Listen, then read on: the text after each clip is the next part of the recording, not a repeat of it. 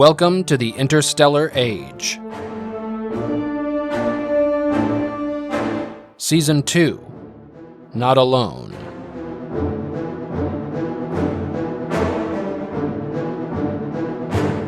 Episode 4, The First Contact Crisis, August to September 2082.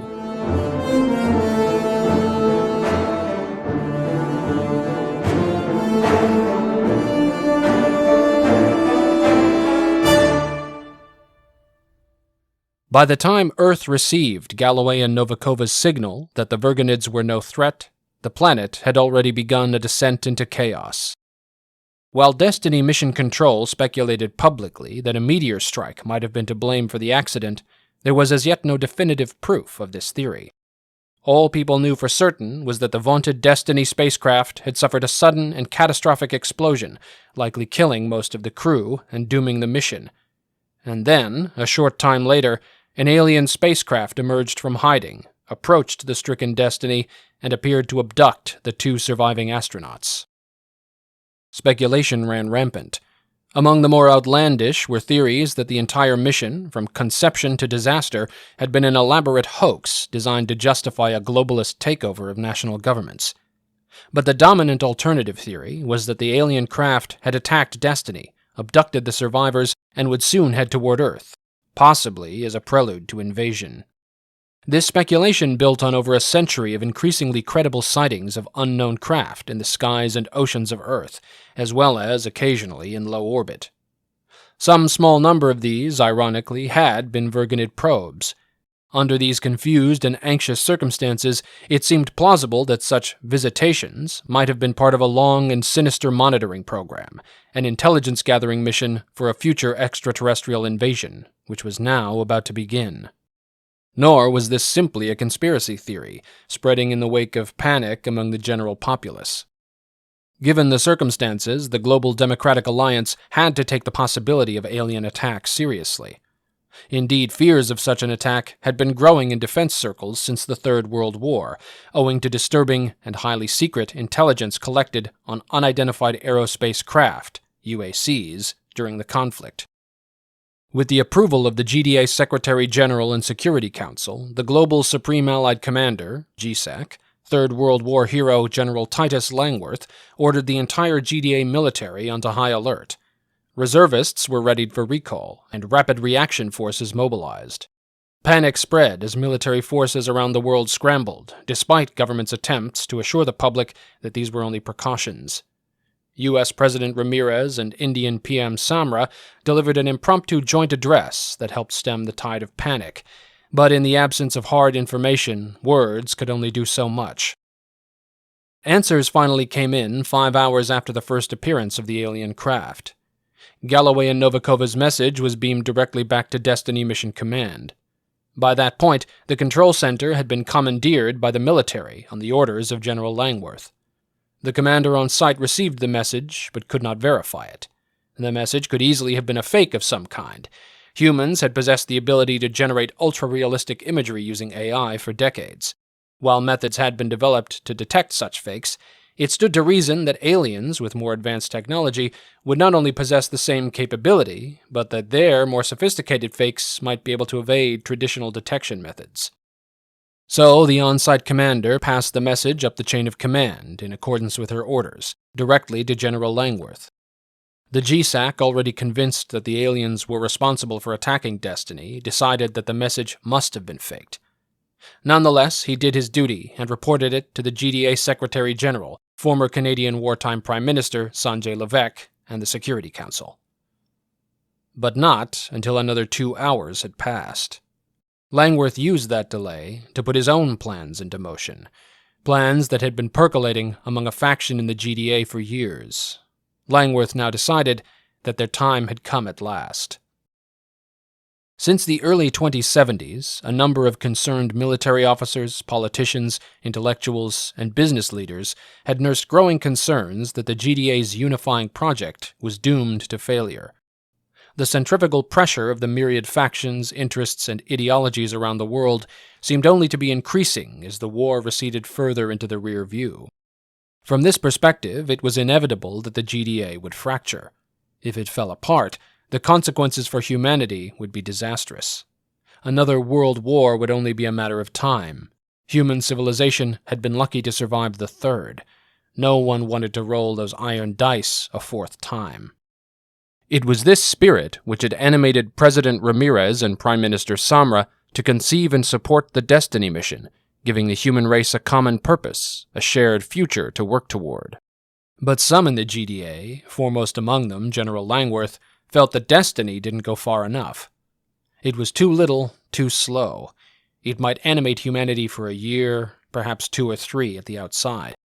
But as progress colonizing Mars and reaching out to the stars beyond dragged on year after year, decade after decade, the global public would lose patience. Then the shattering pressure would begin anew, and humanity would once again set off on the road to ruin. Langworth and his fellow travelers believed that more drastic measures were necessary to save humanity. Since the war, the general had become increasingly concerned with the phenomenon of UAC. Sightings of these craft by both civilian and military observers had been documented for over a century, but had increased drastically during the war. While they had dropped off thereafter, they had not stopped, which torpedoed the dominant wartime theory that they were experimental PLA drones. The capabilities exhibited by these craft were far beyond any known human technology. Langworth and others became convinced after the war that they must therefore be of alien origin. Later declassified documents showed that Ramirez, Levesque, and Samra had also been made aware of this intelligence.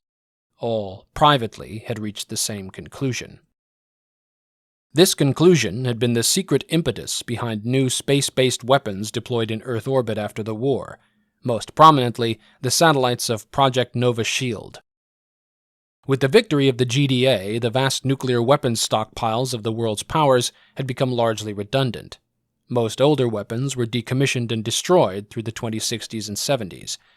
But many of the newer fusion warheads were repurposed into a power source for one-shot, bomb-pumped extreme UV and soft X-ray laser platforms. These fusion-powered lasers were based in part on designs from Project Excalibur in the 1980s, which engineering advancements of the mid-21st century had finally made feasible.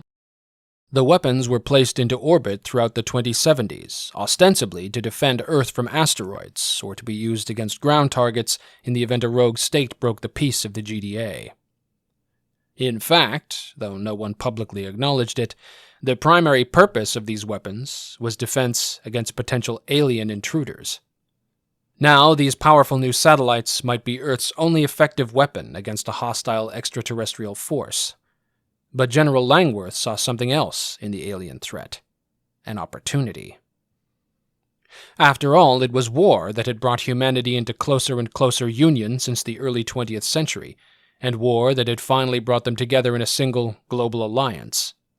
From this view, war, or the threat of war, was the only thing that could keep them together. Langworth believed there was no other way to save human civilization from extinction.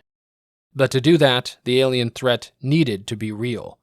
Even if the message from Galloway and Novakova was genuine, even if the aliens had truly come in peace.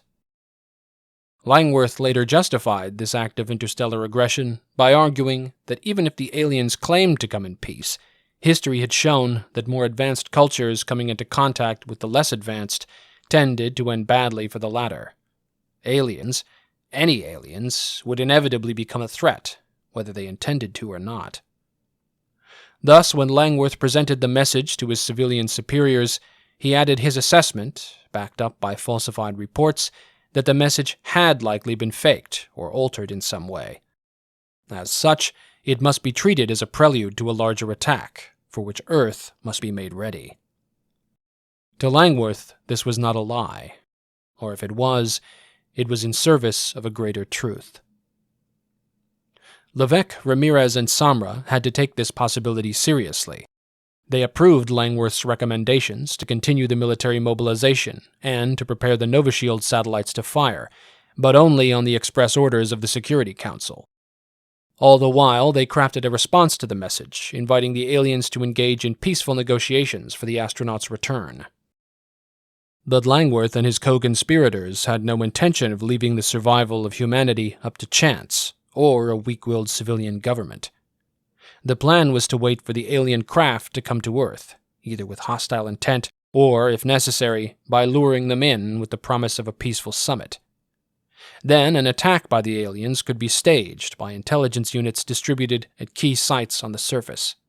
The ship could then be destroyed by the Nova Shield satellites, apparently, or in reality, saving the planet from alien invasion. Of course, the aliens would likely send more ships to attack Earth in response. Global martial law would have to be declared. Langworth would take over the civilian leadership of the GDA and use his control over global military forces to compel the national governments of the world to submit to this temporary world dictatorship in order to prepare for the coming alien threat. Perhaps in the future, it might even become possible to carry the war to the aliens' homeworld, ending the threat once and for all. This would give the human race its true joint purpose, a multi-generational effort to become an interstellar civilization in order to save us from a hideous, ruthless alien menace, all under the military's efficient direction. Meanwhile, Galloway and Novikova were brought back to the mothership and given human-sized quarters to rest in for the journey, which would take only days, rather than the weeks it had taken them to reach the same point. En route, they learned more about the Vergonids, their culture, their life cycle, their reasons for coming to Sol. Both astronauts were taken by the aliens' honesty, curiosity, and kindness. When they received the reply from Earth, the astronauts served as intermediaries in the negotiations between the GDA and the alien ship. Given the high stakes, Secretary Levesque, President Ramirez, and Prime Minister Samra led the negotiations personally. Being in direct contact with the astronauts put the politicians somewhat more at ease, particularly given Galloway and Novikova's assessment of the aliens' good intentions. But the seed of distrust Langworth had sown could not be so easily rooted out. Even the live conversation with the astronauts could have been faked, and even the erudite and iron-willed world leaders were shaken by the terrifying appearance of the Vergonids themselves. Nonetheless, within a few hours, a preliminary agreement was reached. The alien ship would be permitted to enter close orbit of Earth, under the watchful eyes of the Nova Shield satellites. Novikova would return to Earth with a single alien representative, the Vergonid known as George. Meanwhile, Galloway volunteered to remain aboard the alien mothership as an intermediary. Novikova would escort George to a meeting with the leading global representatives in Singapore, where GDA HQ was located. Where things would go from there was anyone's guess. The GDA's political leadership reasoned that if all was as it seemed, there was no threat. If the aliens had hostile ulterior motives, but were no more advanced than they appeared, the Nova Shield satellites should serve as a powerful deterrent once their ship was in range. If they were far more advanced than they seemed, there was little that could be done in any case. The GDA leadership prepared a statement to the public explaining the situation and what was to happen next.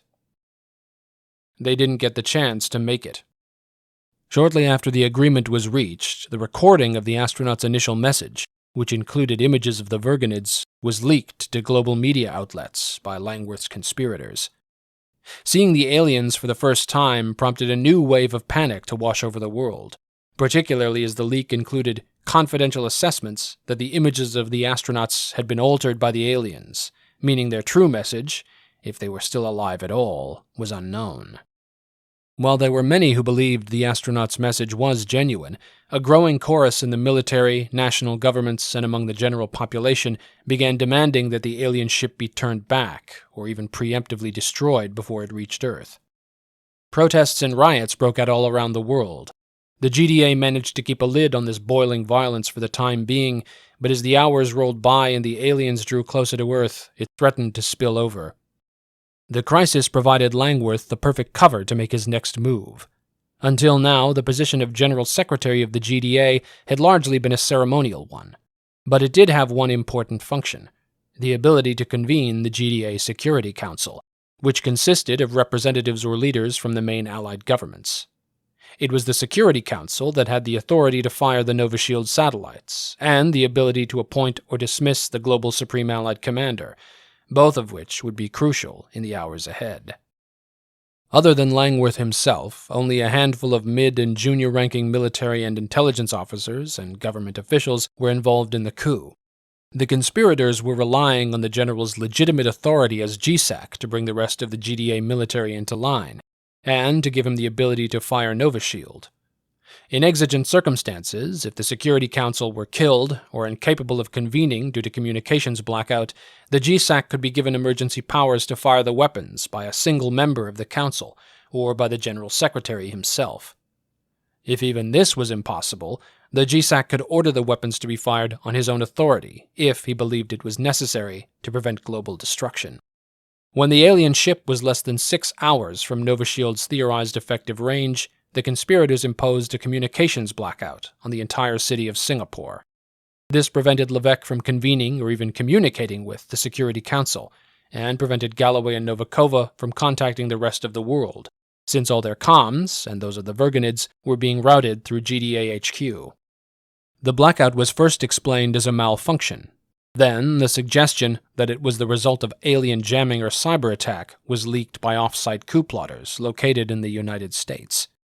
By then, this only confirmed theories that were already circulating widely online and in the media.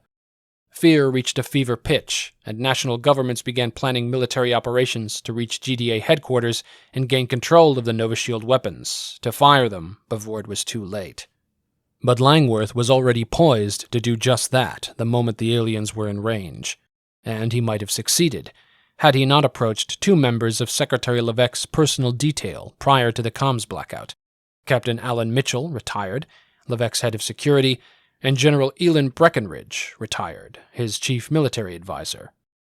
Breckinridge had commanded the 1st Allied Aerospace Army in the last years of the Third World War, and had led Operation Stormfall, the massive airborne and suborbital drop onto Beijing in 2061.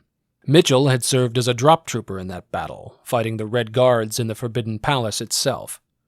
As former Special Forces officers with a reputation for audacity, aggression, and hard-nosed realism, Langworth assumed they would be sympathetic to his cause, particularly since he framed the faked message as a fact, and thus the threat from the aliens as all but certain. If that were the case, the political leader's refusal to act against the Vergonids would be suicidal naivety. By betraying Levesque, Mitchell and Breckinridge would in fact be rescuing him, and all of humanity, from a much worse fate. If they joined the coup, they would all but ensure its success by neutralizing any chance Levesque and the other political leaders would have of countermanding Langworth's orders. Instead, these veterans feigned sympathy, then immediately informed the Secretary-General. Their only hope was then to locate the source of the jamming and shut it down so that President Ramirez and the rest of the Security Council could be contacted. Then General Langworth could be officially dismissed from command and arrested. At the same time, the Secretary-General's office would have to be defended. Once it became clear that Breckinridge and Mitchell had in fact betrayed Langworth, he would only have 2 choices: give up the plot and resign, or attempt to seize the Secretary's offices by force.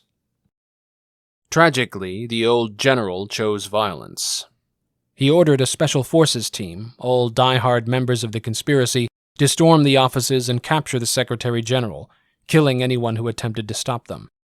At the same time, Langworth attempted to orchestrate a false flag attack by seizing direct control of a single Nova Shield satellite and firing it at New York City from the general direction of the alien craft. If the records of the firing were scrubbed and false sensor data were implanted, then even if Langworth were dismissed or killed, he would appear to be vindicated, and the Security Council would have no choice but to destroy the alien ship. Heavy firefights began throughout the GDA headquarters complex, as General Breckinridge led a security team in holding off the Special Forces assault, while Captain Mitchell led another to destroy or shut down the comms interference. In space, Novikova and Galloway had become concerned by the lack of contact over the last few hours. Intuiting what might be transpiring, they convinced the Vergonids to breach their communications agreement with the GDA government, and let the astronauts broadcast a message worldwide, assuring the people of Earth the aliens meant no harm. To emphasize the point, the Vergonids stopped approaching Earth and powered down their main reactor, having just entered the optimal range of several Nova Shield satellites. This was the most dangerous moment of the crisis, when Earth's relatively short-ranged weapons would have stood the best chance of destroying the Peacemaker, and possibly dooming the human and Vergonid races to interstellar war, or at the very least, killing any chance the 2 species would have of a peaceful and fruitful relationship. But at that moment, and at the cost of his own life, Captain Mitchell destroyed the conspirators' jamming equipment. Secretary General Levesque was able to get a message out to President Ramirez, who was already in contact with the rest of the Security Council. The body immediately voted to relieve and arrest General Langworth and issued orders to regular military forces on site to secure the headquarters complex, arrest the GSAC, and use all necessary force against anyone attempting to stop them. As loyal troops stormed into the complex and engaged the plotters, General Langworth watched his carefully laid plans fall to pieces at the moment of victory. He returned to his offices and penned a final message, attempting to explain his actions and expressing hope that his death would avoid a trial that might tear the world apart, distracting it from the challenges and opportunities ahead. Then he shot himself with his old service weapon, a sad end for one of the war's greatest heroes, a man who, however misguided, believed he was doing the right thing for humanity right up until the end. After the resolution of the coup, the Security Council formally welcomed the Virginids to Earth for the first time. Rather than the initial single representative visit, preparations were made for a diplomatic summit. Galloway and Novikova remained on the Virginid ship until that time. The astronauts would continue to serve as intermediaries between the Virginids and the Earth governments. Their status as instant global heroes would, it was hoped, smooth over lingering anxieties and fears about the aliens' intentions. That formal first contact occurred on September 2nd, 2082. The alien shuttle carrying Galloway, Novikova, and several Virginid delegates landed at Singapore, and the world held its breath one more time. The Virginids, in their inimitable way, immediately put the world at ease. The images of President Ramirez beaming and shaking hands with the Virginid envoy George became an instant global sensation and helped to assure the people of Earth that the aliens had, in fact, come in peace.